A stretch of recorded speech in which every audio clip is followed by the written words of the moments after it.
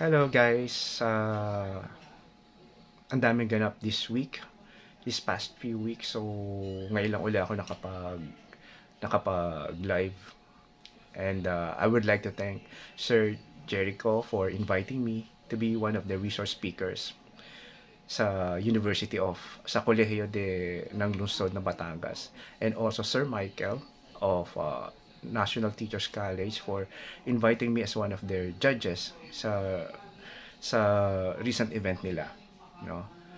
And I must say I enjoyed this. Sobra kasi nakakapag-share ako ng mga experiences ko sa mga young generations, no. So, and then ang maganda is mga tanong nila after my talk. So, I boiled it down to 5 facts about being a photographer if you're going to pursue this after your graduation.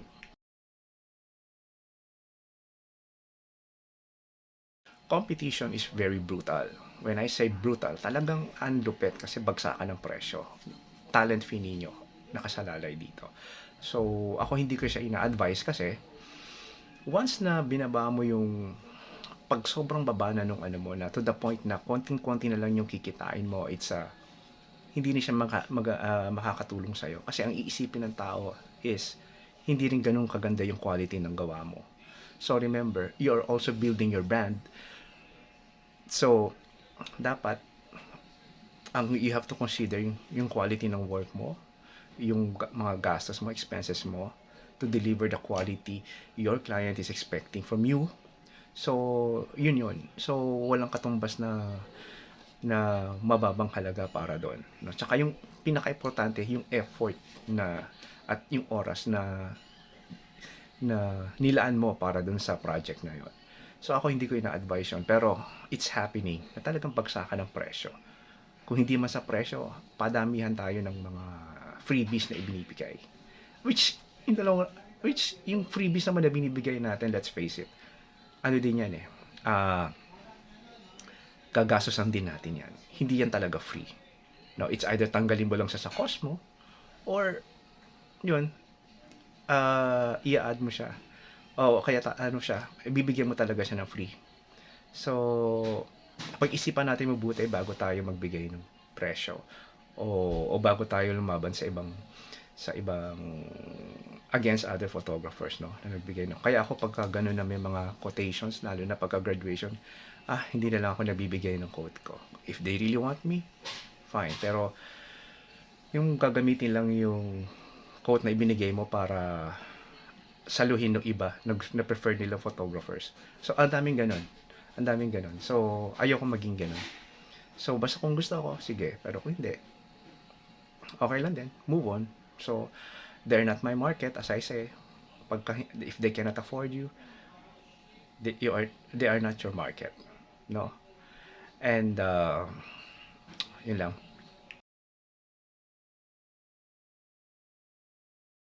Second is huge followers, no. Kaya maaring napakababaw, no, pero talaga ngayon, at the dawn of social media, ang laking factor ng marami kang followers. Wag naman yung mga trolls, no. So followers in such a way na mas makikilala ka, lalo na every time you post your works in your social media. So mas maraming mas ang laki ng possibility na mas makikilala ka, kasi makikita yung mga works mo, and then siyempre ifo-forward dyan ng mga naka-work mo, at meron silang mga friends. So it's kind of networking. So ang laki nun, and it makes you relevant, especially kung palagi ka nagpo-post ng mga works mo.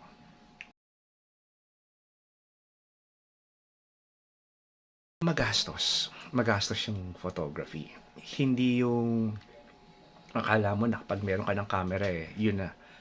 You have to remember na depende yan sa magiging flow ng trabaho mo. So, susunod yan, pagka meron ka ng camera, ano susunod mo? Pag nasa event ka, syempre kailangan mo ng basic external flash. So, bibili ka niyan. So, pag hindi, kasi kailangan maganda yung mga kuha mo sa events, no? So, kailangan mo yan. And then, next is, mag-i-studio ka, syempre. O kahit wala ka pang studio, pero you will need studio light, no? So, that's gonna be another expense. So, eto yon. So, pero ang maganda lang dun is, as you, as it goes, marami ka ring, hindi mo napapansin na, ay, marami ka na pala na-invest na, na gamit. No? Which is nice. And, ingatan lang natin kasi hindi basta-basta yung mga gamit na binibili natin. No? As I said, magastos. Ako talaga, so, bihirang-bihira ako nagpapahiram ng gamit. No? And, kasi it's an investment, alagaan natin, linisin natin palagi.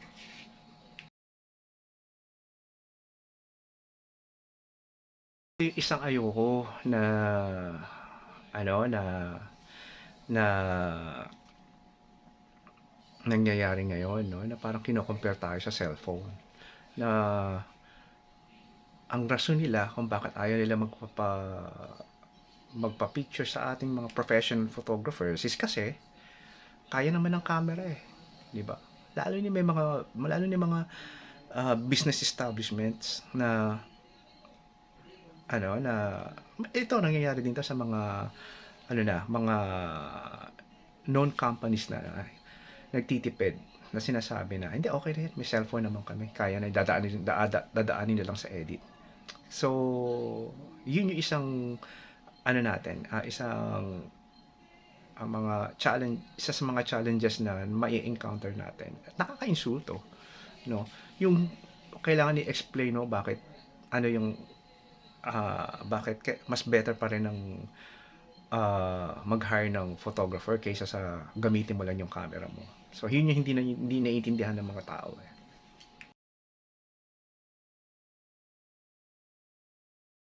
And you have to evolve. Kasi hindi pwedeng photographer lang tayo.